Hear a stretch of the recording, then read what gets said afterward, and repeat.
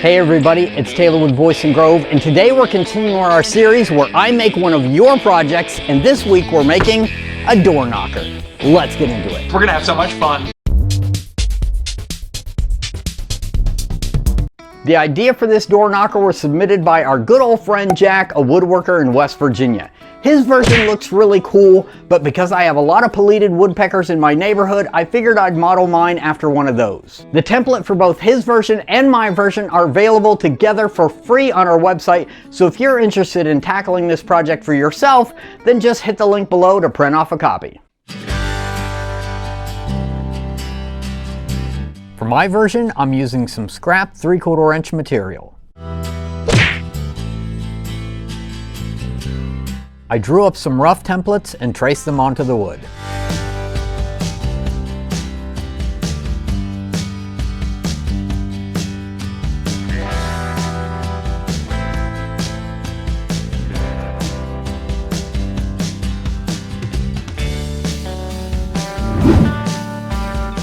I trimmed off as much excess as I could on the table saw and miter saw, and then cut out all the pieces on the scroll saw.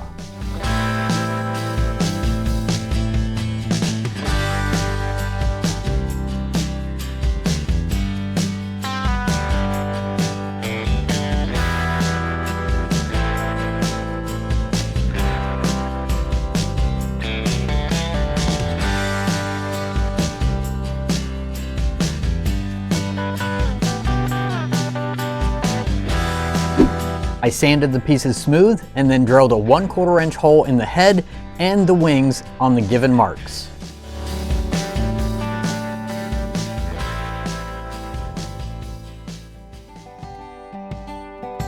Then I painted all the pieces with some craft paints.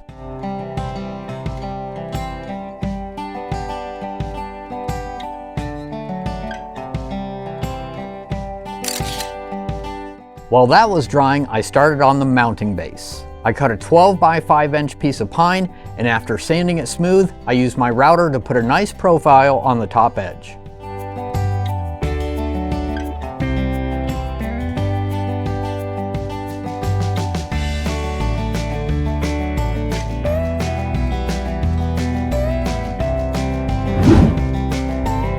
And then I applied some stain.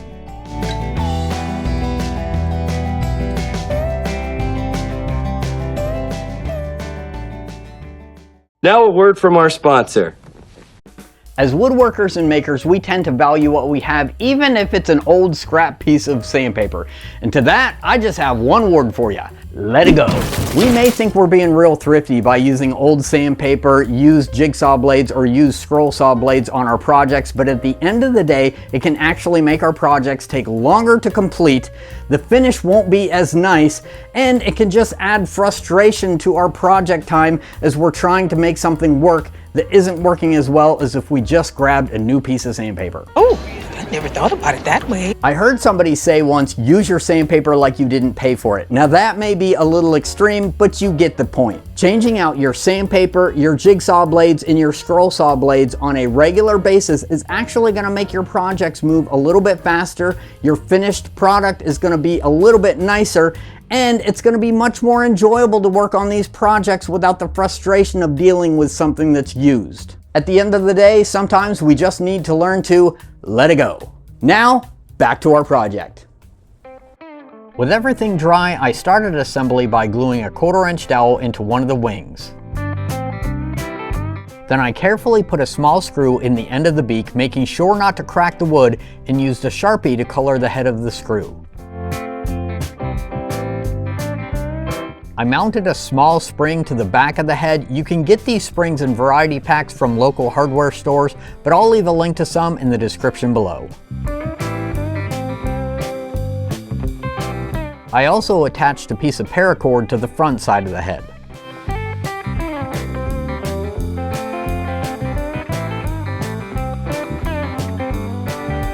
With all the hardware attached to the head, I slid it onto the dowel. I did have to remount the hole on the head a little bit so that it could pivot freely. I attached the back body piece first with glue and brad nails, and then attached the other end of the spring to the back piece.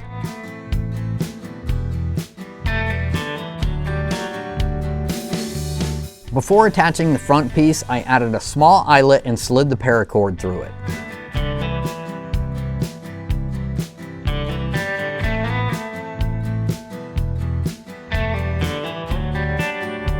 Once the front piece was attached, I gave it a quick little test and adjusted the screw on the spring so that the whole thing would move a little bit smoother. Once I made sure the mechanism worked properly, I attached the other wing and trimmed the dowel.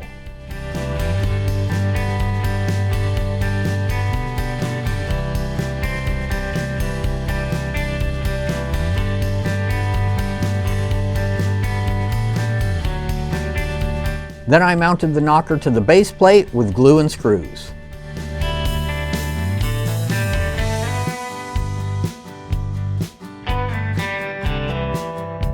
Lastly, I attached a piece of dowel to the end of the paracord to use as a handle, and with a little touch-up paint, our door knocker is ready to go.